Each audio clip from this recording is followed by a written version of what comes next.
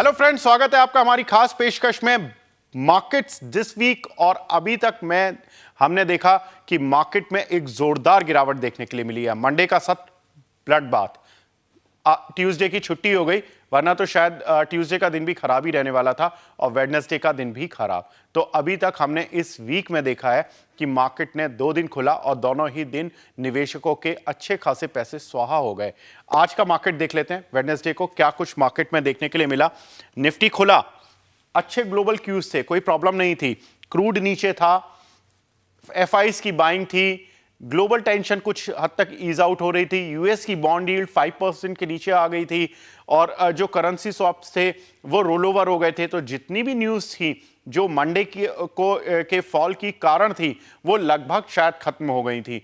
उसके बावजूद मार्केट ने एक शानदार ओपनिंग नहीं ली, शायद मार्केट डरा हुआ था और मार्केट खुला, थोड़ी देर तक यहां पर रुका। लोगों को लगा कि शायद मार्केट रिकवर होगा और अच्छे से जो मंडे की जो लॉस हुआ है लोगों को वो कुछ हद तक पार्शियली या फुली ऑफसेट होगा।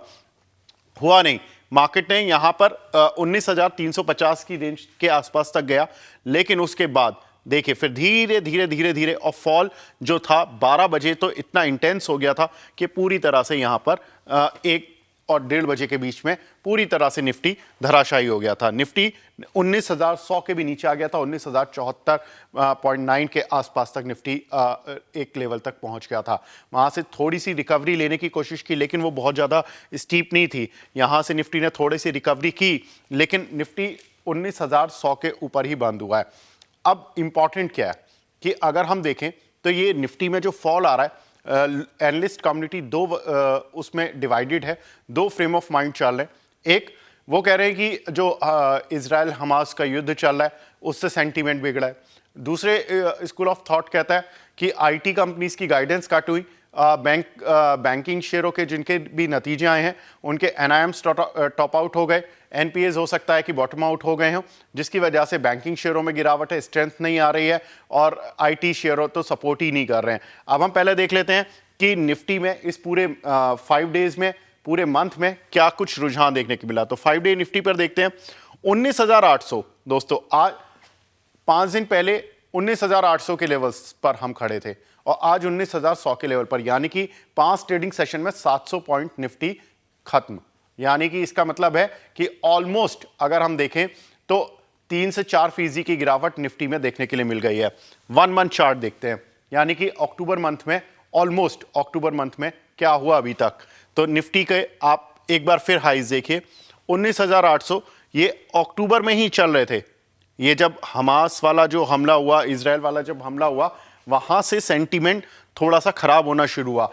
अब प्रॉब्लम क्या थी कि 7 अक्टूबर से ये शुरू हुआ, वहां पर 11 अक्टूबर से अर्निंग सीजन शुरू हो गया था। 10 अक्टूबर 11 अक्टूबर से ज्यादातर बड़ी आईटी कंपनीज के रिजल्ट्स आए।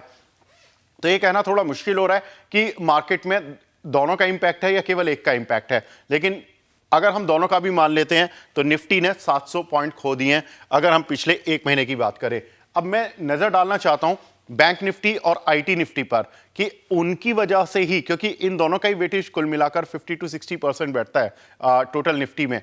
तो अगर हम पहले एक बार समझ लेते हैं कि बैंक निफ्टी में आज का सत्र तो आप देख ही सकते हैं, 43,000 से गिरते गिरते 42,900 की रेंज तक बैंक निफ्टी पहुंच गया, 42,832 पर बंद हुआ है। अब एक बार देख लेते हैं कि 1 मंथ चार्ट क्या कहता है बैंक निफ्टी का। बैंक निफ्टी के 1 मंथ चार्ट पर देखें तो दोस्तों 44,500 के ऊपर, यानी 44,600 के आसपास बैंक निफ्टी चल रहा था और अटेम्प्ट ले रहा था, कोशिश कर रहा था। 15 अक्टूबर तक इतनी स्थितियां खराब नहीं थी, लेकिन वहां से पिछले 1 वीक में जब से बैंकिंग शेयरों के नतीजे आने शुरू हुए हैं तब से ही सारी स्थिति खराब हो गई है।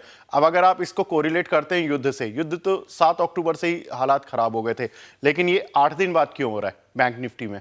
क्योंकि एस्केलेशन भी हो रहा है वहां पर, लेकिन और बैंक निफ्टी में जो बैंकिंग शेयरों के नतीजे आ रहे हैं वहां पर एनआईएम्स टॉप आउट होते जा रहे हैं। जितनी भी ज़्यादातर बैंकिंग कंपनीज के जिनके भी रिजल्ट्स आए हैं उनके जो आप मैनेजमेंट कमेंट्री सुनेंगे तो कहीं ना कहीं कुछ हद तक ये बातें हो रही हैं, लेकिन ये वैल्यूएशन कंसर्न होते हैं। एनआईएम्स टॉप आउट होने का मतलब ये नहीं है कि बैंकिंग कंपनियां लॉस में आ जाएंगी आने वाले समय, नहीं।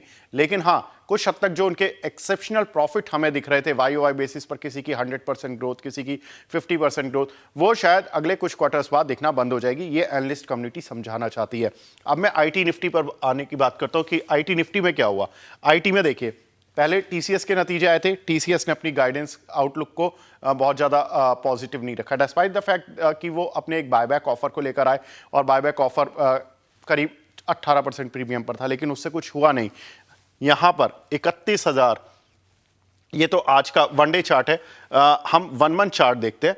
1 मंथ चार्ट में क्या हुआ, 1 मंथ चार्ट में आप देखिए दोस्तों, ये है 10 अक्टूबर के आसपास की तस्वीर, जब ये टीसीएस के रिजल्ट्स आए थे।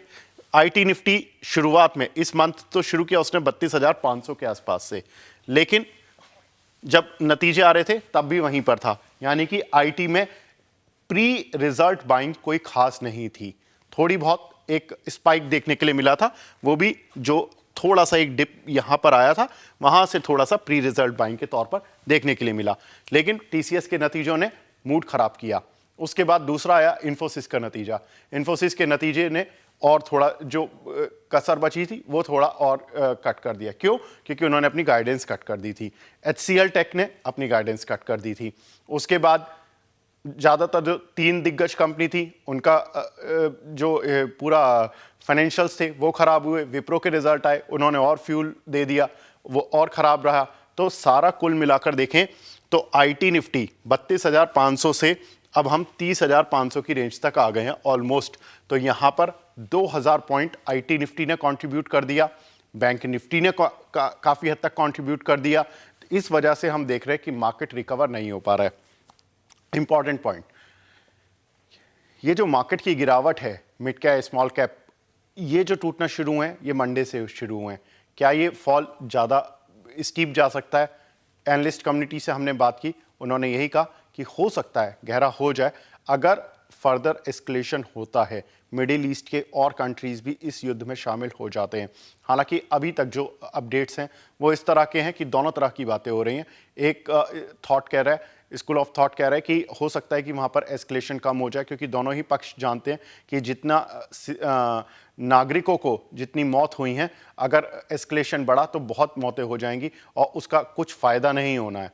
और दूसरा थॉट ये कह रहा है कि सब लोग अपना ग्रुप बना रहे हैं और एक दूसरे पर अटैक करेंगे। तो टर्की के, आज मैं पढ़ रहा था कि वहाँ पर टर्की के जो प्रेसिडेंट है उनका कहना है कि अगर ऐसा कुछ भी हुआ तो वर्ल्ड वॉर की भी स्थिति हो सकती है। तो दोनों ही स्थिति के लिए मार्केट तैयार होने की कोशिश कर रहा है। अभी तक मार्केट ने युद्ध को डिस्काउंट नहीं किया था।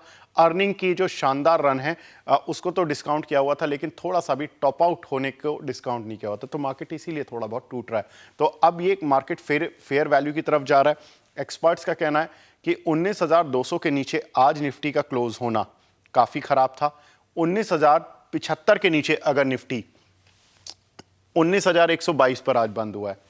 आज का लो क्या है? 19,075 ब्रॉडर बेस में मान सकते हैं। अगर कल ये 19,075 तोड़ता है तो दोस्तों हो सकता है कि अगर हम 6 मंथ चार्ट देखें निफ्टी का, तो ये बेस कहां बनता है? बेस बनता है यहां पर, आप देखिए 18,500-600 की रेंज पर। यहां पर ये जो बेस होगा ना, यहां पर निफ्टी रेस्ट लेता हुआ दिख सकता है, ऐसा एक्सपर्ट कह रहे हैं।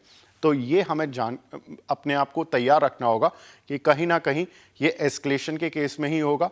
जो निफ्टी की जो अर्निंग्स हैं वो डिस्काउंटेड हैं। तो फिलहाल अभी इस अपडेट को यहीं पर समाप्त करते हैं और उम्मीद करते हैं कि एस्केलेशन ना हो और निफ्टी यहां से अच्छा रिकवर करने की कोशिश करे। Thank you.